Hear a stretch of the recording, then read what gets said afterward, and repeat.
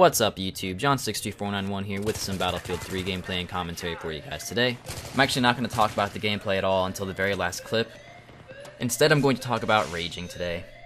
Now the reason I'm going to talk about raging is because I actually raged really badly the other night.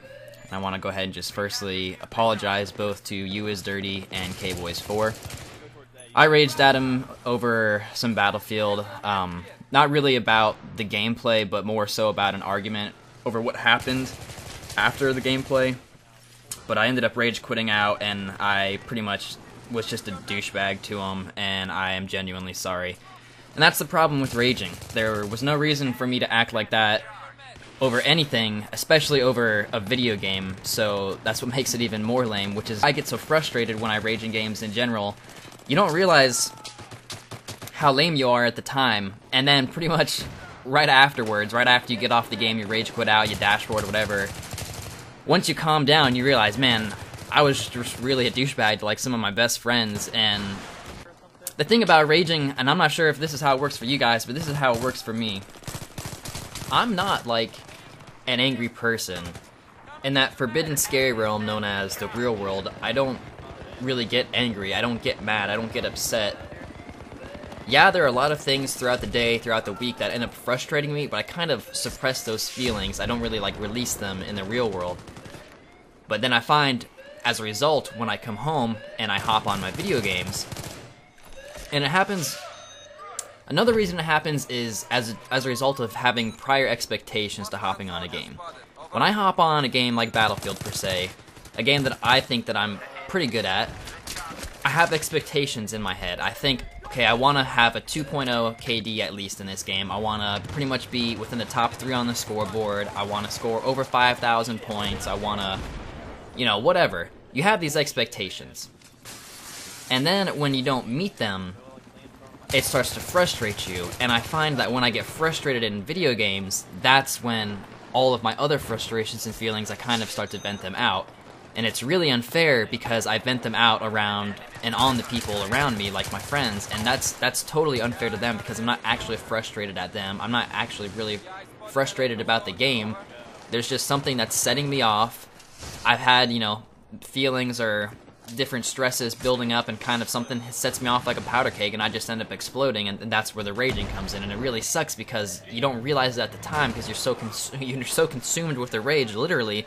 You don't realize that you're not actually upset at your friends, you're not actually upset at the game, you're just upset in life in general, and that something just happened to set you off, and you're taking it out on your friends around you. And that's not fair to them at all. It's not fair to them because what raging ends up doing, and this is something that I've learned from a channel that I recently got into probably about a month ago, which is Athene Wins, and Athene has got to be one of my favorite YouTubers.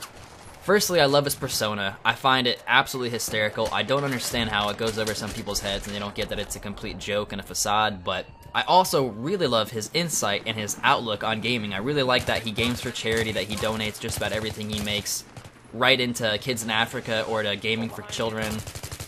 And I really like that he pretty much tries to put a positive spin and outlook on just about everything through games, but also through life. And it really is such a small world. Everything we do is really connected, in my opinion, and your fundamental mindset when you're playing a game, you can pretty much apply that to anything. If something doesn't go your way, don't get upset and rage about it. Just think about how you can apply that doing better in the next case. If you die and you get killed by someone, don't say to yourself, okay, I have to go and find him in that spot and get him. Say, okay, what can I do to help my team that I didn't do that time? Like, how can I improve from that loss, from that death? And Athene talks mostly about League of Legends, and I'm going to talk mostly about Battlefield on my channel, but the honest truth is, what he talks about the community on there completely applies to the community and Battlefield, in my opinion. And I think that it's not just a game community outlook, it's more like the gaming community in general.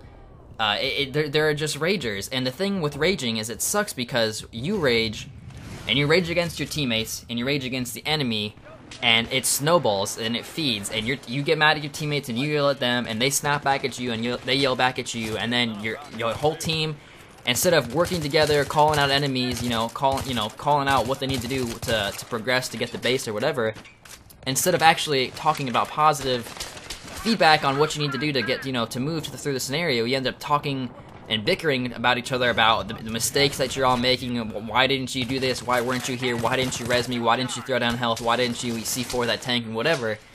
And all that does is just adds to the negativity. Nothing positive comes from that. It's just a complete snowballing effect into making you play worse, making your teammates play worse, and it ends up feeding the enemy ultimately. And it's not, he talks about, that exactly is pretty much what he talks about with League of Legends, but I was just talking about Battlefield right there. And it applies to just about every game.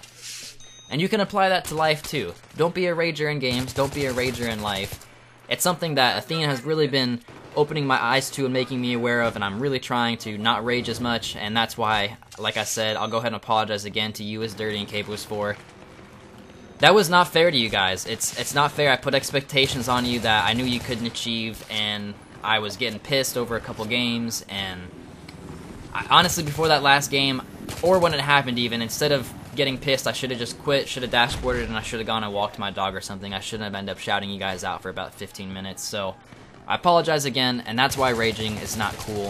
I think that just about wraps it up for this video. I'm going to go ahead and post a link to Athene's channel and to a video from him about anti-raging in the League of Legends community, which I feel like just about everything he says applies to raging in general, whether it's in life, whether it's in traffic, whether it's, you know, waiting behind someone in line or something, or in a video game. So links down below, and I'm going to go ahead and leave you guys with the actual gameplay of me rage quitting, as well as going over why I got so frustrated to begin with.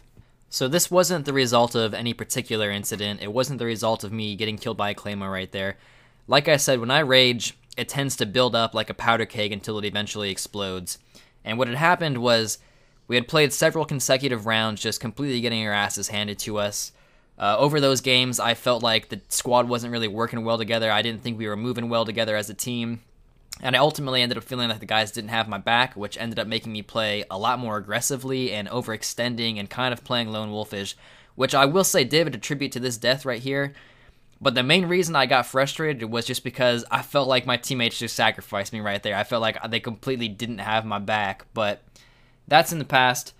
Raging is never cool. Don't do it. It doesn't help you. It doesn't help your team. It only adds to the negativity. Nothing positive comes from it.